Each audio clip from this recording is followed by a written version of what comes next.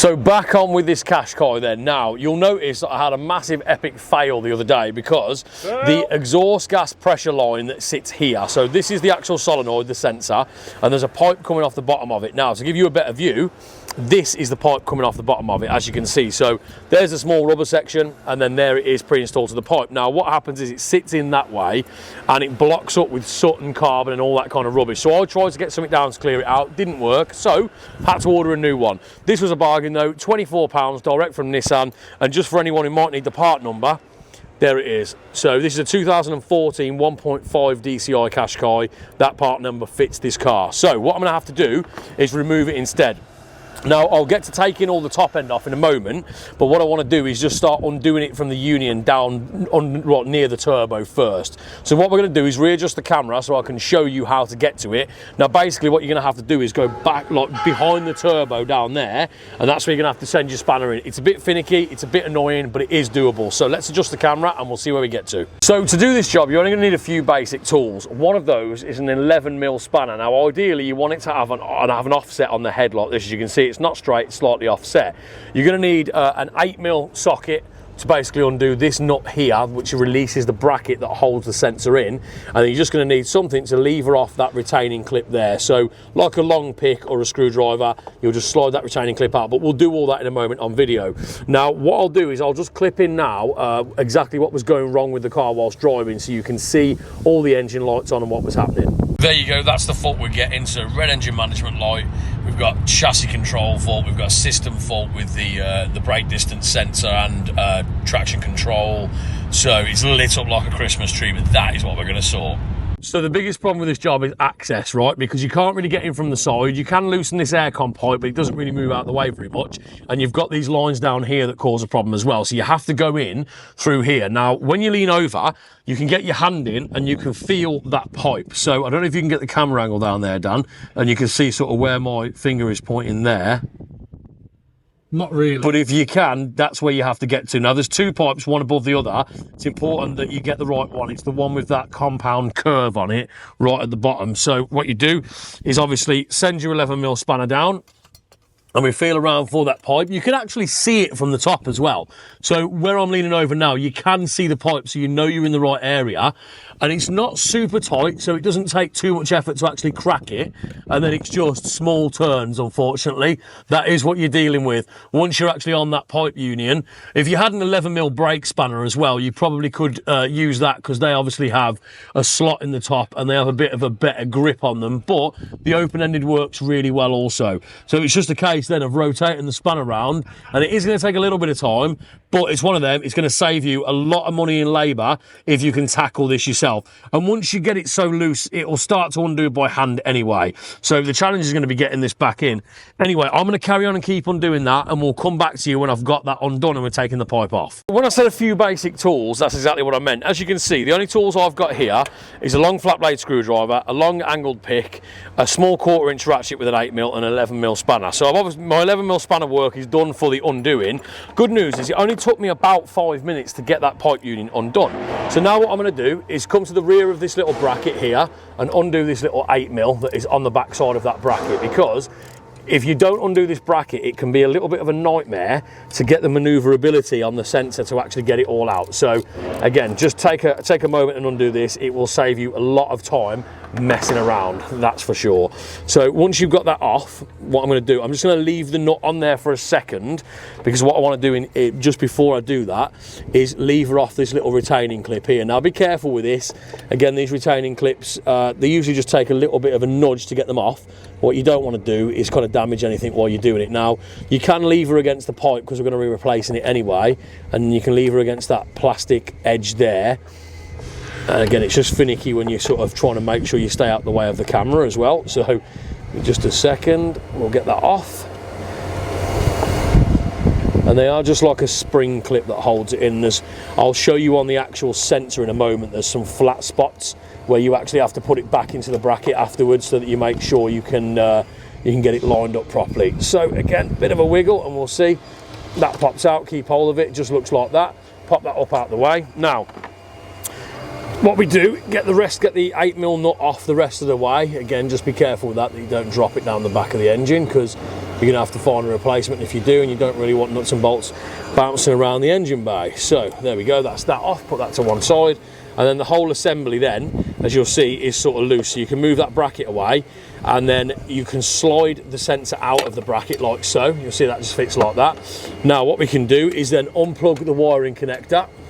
And you can see I've got the hose off at the other end, so I'm going to have to wiggle that out in a moment.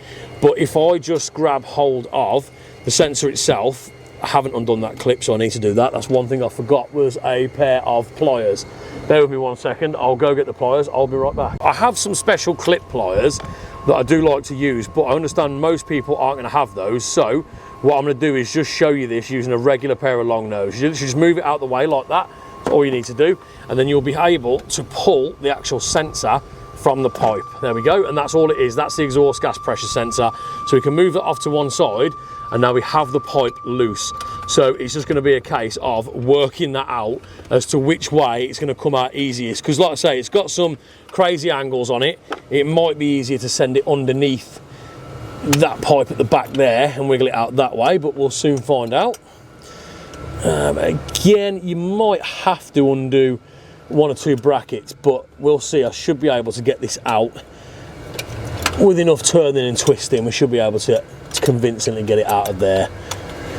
Right, if I send my hand down the back there so I can guide it, that's probably going to be a bit easier. Yeah, there's a bracket there, so I can't go around that. But obviously be mindful that whichever way it comes out is probably the way it's going to have to go back in. So it's something to consider when you are removing it. We can send it down the side of that bracket there. The clips are in the way a little bit, but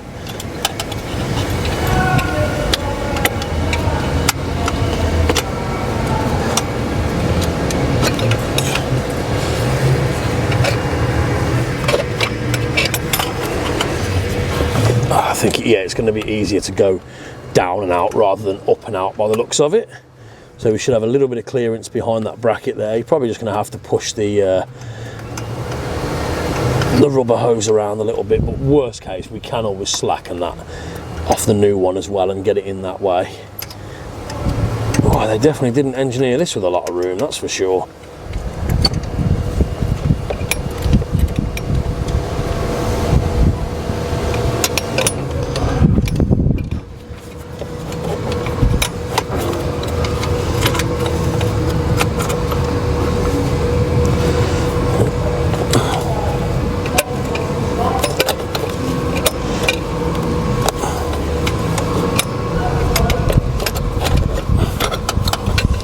That's the way you do it, right? Okay, so I'm probably just going to need to be where you are, Dan, in a moment, so I can get round there and grab it from that side, if I can just swap with you.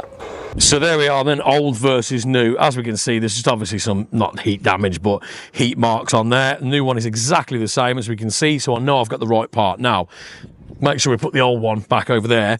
So to get it out, I was able to drop it down. I just had to basically take the top clip off, which is that spring clip, and then I was able to just rotate it down and slide it out. It was a little bit finicky, but it is doable. So we're going to try and get the new one in the same way, effectively. But there were some really interesting angles, so it's going to be a bit of a finicky one to actually get in. You sort of have to just send it down there and kind of start rotating it and see where you end up.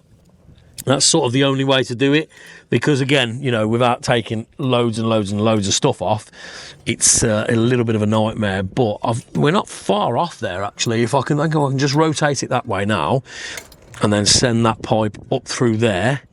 Oh, okay, this is a little bit easier than it was to fetch it off, that's for sure. Right, I just need to get my hand a little bit further in, which that's where the challenge comes in. It's access for your hands. Oh, okay, that's not going too bad. Right, I think if we push the rubber pipe past there, we're not far off at all, are we? It's definitely a bit easier than it was last time when we took it off. Okay, yeah, we're in the right orientation. I've just got to get this little bit of the rubber hose past this bracket here, which, to be fair, a little bit of a shove and it will go through. There we are. Well, that was a lot easier. So as you can see, you just have to be a little bit patient with it. Now, the trick then is I'm going to have to reach down the back again, find the hole where that pipe union goes and start screwing that in. And this is super important that you get it well established by hand first, because you do not want to cross thread that. So I'm going to switch places with Dan. I'm going to go at the front of the car so I can reach down the back. Now I'm going to have to do all this kind of with my left hand because that's the best access for me. So let me find that pipe, which is probably the first challenge because it's not in position. There we are. Right, now I can feel for the hole it goes into. There it is. Fantastic. Okay, that was a little bit easier than I thought it was going to be. And you can actually get reasonable access with your hand down there like this to actually get on that pipe union and start screwing it in. But again, like I say, you want to make sure it's most of the way established by hand because you don't want any problems with trying to do it up with the spanner and it's cross-threaded. But I've got that most of the way in already. Oh, that is good. Okay. Right, so that, I've screwed it all the way in until I can't get any more by hand, and we can see it's in position. So what's going to happen is, when I do it up, it's going to sit right, and then obviously I can put the bracket and everything back on. So I'm going to have to get the 11mm spanner now and start tightening it up. Okay, so we'll head down the back again. And again, if you move the sensor and the wire out the way, you can see where the pipe is. So you can sort of guide yourself towards where the pipe union is, which, yeah, it's not too bad. Again, then you've just got to find the right orientation for your spanner to get on it. And your hand has to be in a slightly different position doing the spanner work than it was when you were reaching right down the back of the turbo there. Just trying to bit my finger out the lens for a minute. Oh, right, that's okay. Do excuse Dan's finger. Awkward angles to get the footage, so We should make that a feature in the video. Can you find Dan's finger? no, let's not. Banana for scale. Yeah, there we go. Wrong platform. I'm sure there's some people who will know what that is and what that means. Drop it in the comments if you do. Yeah, if you understand the reference banana for scale, let people know in the comments where it's from. They probably can't hear me if I'm not locked up as well. That is true. Or very, very quietly. Yeah, there'll be some level of... I think I might be able to get a bit more of that by hand, you know. I'm absolutely... It's a very boring segment to watch. Yeah, sorry about that, folks. The access is terrible, but I don't know if you can see if I aim the spanner at it now. So the new pipe is... I mean, it might be easy going down there. There's the new pipe that I'm tapping with the spanner. I don't know if you can even see it. Right down the bottom there, right at the end of the spanner. And then it just curves round into the exhaust manifold there. So you can sort of see where I'm kind of having to mess about with the spanner to try and get it done up, because it's actually sort of hidden under a heat shield as well, which is mildly annoying. Okay, so let's get this tightened up and come back then. Yep, we'll tighten this up. Just keep going with it. If you're doing the job yourself, you'll get it there, and then we'll come back on when we're going to fit the last bits up at the top. Now the pipe's in place, it's done up nice and snug, only took a couple of minutes. You can literally refit his reversal of removal. So what we want to do is obviously reattach the sensor into the pipe there, but you've also got to consider that you've taken this bracket off. Now I want to show you there's some flat spots on the sensor, as you can see, because the opening for it is quite narrow. So you have to have it oriented so that those flat spots slide down, because if it's slightly off, it just wedges and it doesn't go. So you need to make sure that's how it is. And the way it sits on the car, the actual press piece for the electrical connector sits towards the back, so that's how you want it on. So essentially what I'm going to do is drop this bracket down in place. It goes this way and it goes through that top hole there that you can see. That's how it sits, and then you essentially slide it all together like that. So what I will do with this one is probably put this in first. Then we can establish the connection into the pipe.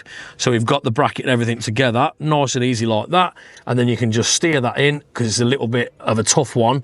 And there's a little pin on the bracket as well that lines up with another hole. There we go. And then I can also wind this 8mm back on so that the bracket's not going to fall out and we're not going to have any problems with that. And then I can move the hose clip and everything into place. And finally, put the little retainer back into the bracket. So there we go. We know that's in. So I'm just going to give that a little pinch up with the 8mm from the back there.